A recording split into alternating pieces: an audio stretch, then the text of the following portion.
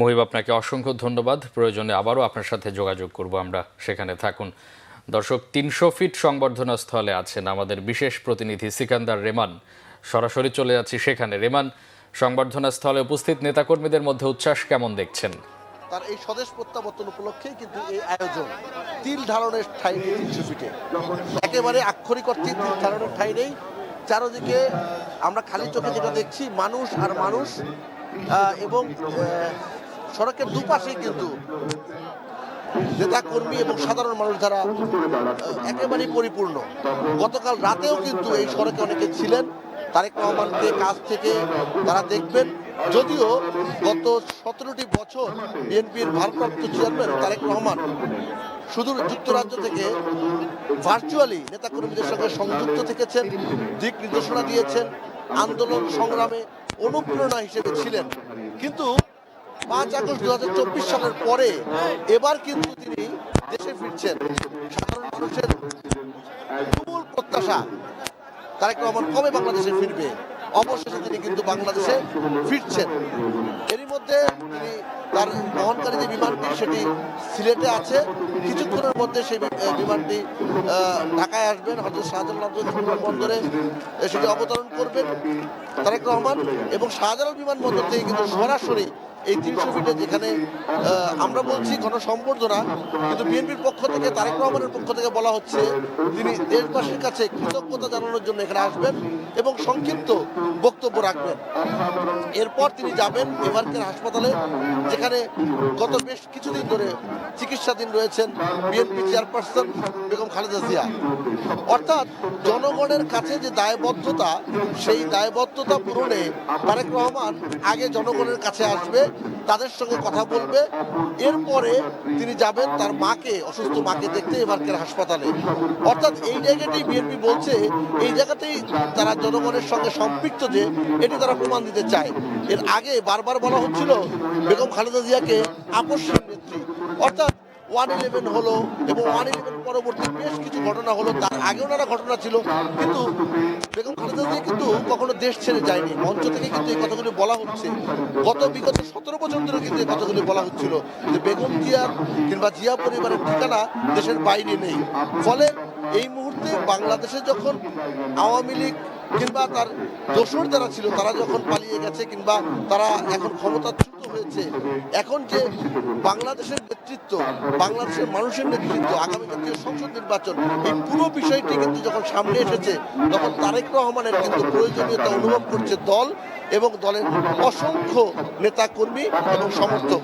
সে কারণে শুরুতেই বলছিলাম যে শুধুমাত্র যে বিএনপির নেতা কর্মী সমর্থকরা আজকে এই ৩০০ ফিটে এসেছে তা কিন্তু নয়, অনেক সাধারণ মানুষ এসেছে তারেক রহমানকে সামনে থেকে দেখার জন্য।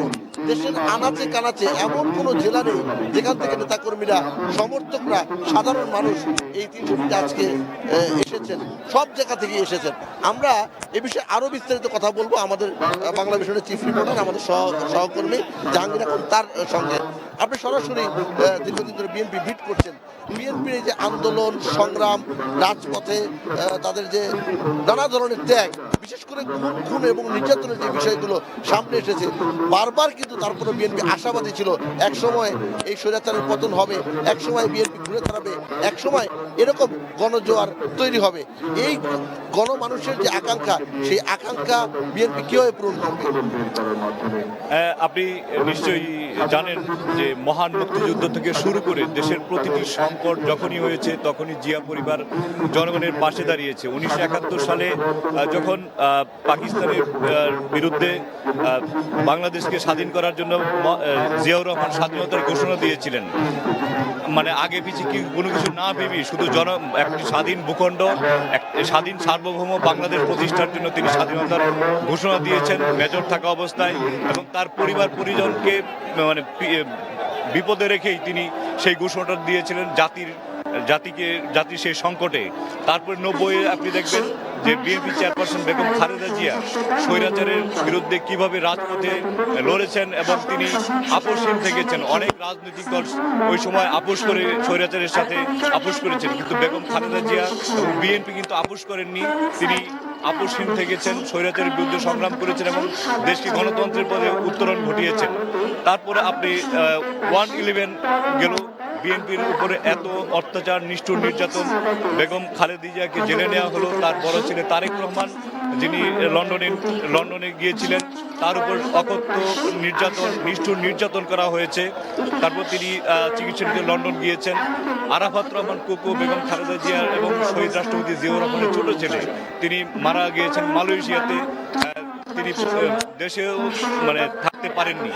তো এই যে এখন আবার যখন 2025-এর ফেসিবাদ পতনের পর এবং ফেসিবাদের গত 15 বছরের যে শাসনামল, সেই শাসনামলেও বেগম খালেদা জিয়া ছিলেন অকুতোভয়, নির্ভীক এবং গণতন্ত্রের প্রশ্নে আপোষহীন। তিনি এই বৃদ্ধ বয়সে তিনি জেলখানায় গিয়েছেন, 2 বছরের বেশি সময় জেলে কাটিয়েছেন, তার চিকিৎসা নিতে পারেননি। তারপরে তিনি কিন্তু আপোষহীন তিনি থেকেছেন এবং লড়াই তিনি রেখেছিলেন। 2024 সালে যেই গণ অভ্যুত্থান হলো, ছাত্র জনতার গণ অভ্যুত্থান, সেখানেই সবচেয়ে বড় স্টেক হোল্ডার হচ্ছে বিএনপি এবং তারেক রহমানের দিক নির্দেশনায় সব রাজনৈতিক দলই সেটা স্বীকার করে যে বড় দিক নির্দেশনা ছিল তারেক রহমানের, এবং এখানে মাঠে থেকে বিএনপি নেতা কর্মীরা সেটা সেই জুলাই যে অভ্যুত্থান বাস্তবায়ন করেছেন। তো এখন যে গণতন্ত্রের পথের যে উত্তরণ, সেই উত্তরণে কিন্তু মানুষ বিএনপির দিকেই তাকিয়ে আছে, সেই উত্তরণের জন্য তারেক রহমানের দিকেই তাকিয়ে আছে। তারেক রহমান সেই প্রত্যাশা, জনগণের যে প্রত্যাশা, সেই প্রত্যাশা অবশ্যই পূরণ করতে পারবেন, কারণ তিনি জননেতা, তিনি জনগণের পালস বুঝেন। এই গত 1.5 বছরের জুলাই অভ্যুত্থানের তারেক রহমানের যে রাজনীতি, যেই কৌশল, যেই সবাইকে নিয়ে চলার যে মানসিকতা, জনগণকে নিয়ে চলার যে মানসিকতা, সব দলকে নিয়ে চলার যে মানসিকতা, সেটি আমরা তার এই যে মনোনয়ন যেটা দেখলাম সেখানেও প্রতিফলিত হয়েছে। এবং যেই কারণে আপনি বলছিলেন যে কিভাবে বাস্তবায়ন করবে, যে উনি সবাইকে নিয়ে, সব মত পথের মানুষকে নিয়ে চলতে চায়। তার বাবা শহীদ রাষ্ট্রপতি জিয়াউর রহমান যেভাবে সব মত পথের দলের মানুষকে নিয়ে দেশকে নেতৃত্ব দিয়েছিলেন, তিনি সেভাবেই বাবার ঐতিহ্যকে, বাবার আদর্শকে সমুন্নত রেখে আগামী দিনে নেতৃত্ব দিবেন, এটাই মানুষের প্রত্যাশা। আমরা যেটা দেখতে পেয়েছি, আপনি আর আমি যখন আসছিলাম ভোর রাতে খোলা আকাশের নিচে মানুষ গত 3-4 দিন ধরে এই 300 ফিটের যেই সংবর্ধনা স্থলটি আছে সেখানে মানুষ অপেক্ষা করছে। এই প্রচণ্ড শৈত্যপ্রবাহ, প্রচণ্ড বাতাস এখানে বইছে, সেই কনকনে শীতকে উপেক্ষা করে মানুষ সারা রাত খোলা আকাশের নিচে কাটিয়েছে তারেক রহমানকে 1 বছর দেখার জন্য। 70 বছরের যে দীর্ঘ প্রতীক্ষা ছিল নেতাকর্মী এবং জনগণের, সেই প্রতীক্ষার আর কিছুক্ষণ পরেই অবসান হতে যাচ্ছে। সেই মাহেন্দ্রক্ষণ আর কিছুক্ষণ পরেই আসছে। নেতাকর্মীরা অধীর আগ্রহে অপেক্ষা করছেন। ব্যানার, ফেস্টুন, প্লেকার্ড, যেভাবে নানান রং বেরঙের ক্যাপ, ব্যানার ফেস্টুন নিয়ে তারা এখানে আসছেন। দেশের বিভিন্ন প্রান্ত থেকে তারেক রহমানকে এক নজর দেখতে আসছেন। বিএনপিও সেই ব্যবস্থা করছে, অত্যন্ত সুশৃঙ্খলভাবে নেতাকর্মীরা এখানে অবস্থান করছেন এবং তারেক রহমানকে স্বাগত জানানোর জন্য তারা অপেক্ষা করছেন। এবং বড় আপনার যারা অনেক দূর দূরান্তে, আসলে এই সংবর্ধনা স্থলের শুরু কোথায় এবং শেষ কোথায়, এটা আসলে এখান থেকে বোঝা যাচ্ছে না। তো সবাই অপেক্ষা করছে তারেক রহমানের জন্য, আমরা অপেক্ষা করছি। আর কিছুক্ষণ পরে হয়তো উনি আমাদের সেই সবার অপেক্ষার অবসান করবে। যেটি আমার সহকর্মী জামিল বলছিলেন যে মানুষের যে আশা আকাঙ্ক্ষা যে পালন, নিশ্চয়ই সেই আশা আকাঙ্ক্ষা পূরণে সোচ্চার হবে। অনেক সাধারণ মানুষের কাছে আসলে খুব বেশি কিন্তু চাওয়া নেই। অন্ন, বস্ত্র, বাসস্থান, শিক্ষা কিংবা চিকিৎসার মতো মৌলিক যে অধিকারগুলো, সেগুলো বাস্তবায়ন হবে, সেগুলো কথার কথা থাকবে না। এমন একটি বাংলাদেশ কিন্তু সাধারণ মানুষ দেখতে চায়।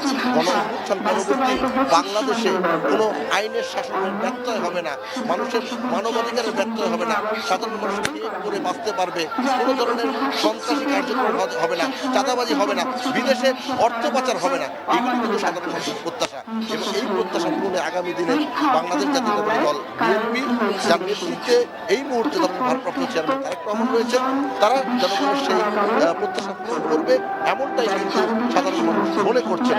আর অসংখ্য নেতাকর্মী যারা এসেছেন। রেমান, আপনাকে ধন্যবাদ। আপনি সেখানে থাকুন, প্রয়োজনে আবারও আপনার সাথে যোগাযোগ করব।